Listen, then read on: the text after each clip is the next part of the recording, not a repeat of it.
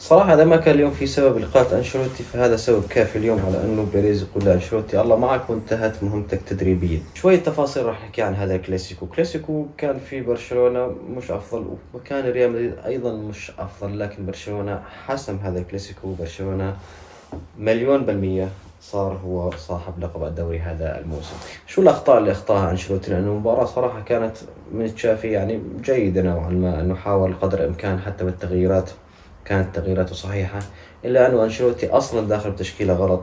ثانيا التبديلات أو بالأحرى تبديل واحد اللي هو دمر المباراة، وهو إخراج ناتشو وإدخال مندي صار لك زمان أنت ملعبه، بس مندي كان مصاب، مندي كان غايب صار له فترة، وتيجي اليوم أنت تدخله مباراة كلاسيكو بمكان صراحة يعني رافينيا قدم مستوى جيد نوعا ما، صح أخطأ كثير صح، لكن كان خطير على المرمى أكثر من المباريات السابقة، أكثر من الكلاسيكوهات السابقة، وصنع كثير من اللعب، صنع كثير فرص.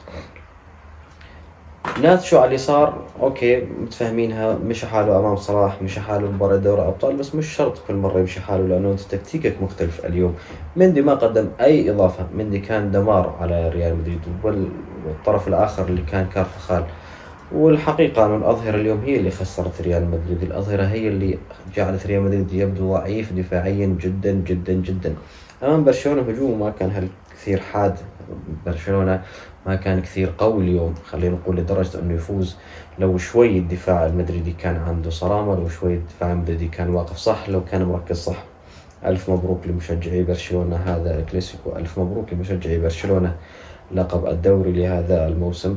صراحة رصيد كلاسيكو يحسب، التاريخ يسجل، وكل هاي الأرقام بدنا نشوفها بعد سنوات. ممكن برشلونة يتفوق على ريال مدريد بالمواجهات المباشرة، لأنه حاليا في فرق مباراة واحدة فقط، 100 انتصار لبرشلونة 100 وانتصار لريال مدريد، وأمامنا كلاسيكو بعد أسبوعين الآن في أياب الكأس.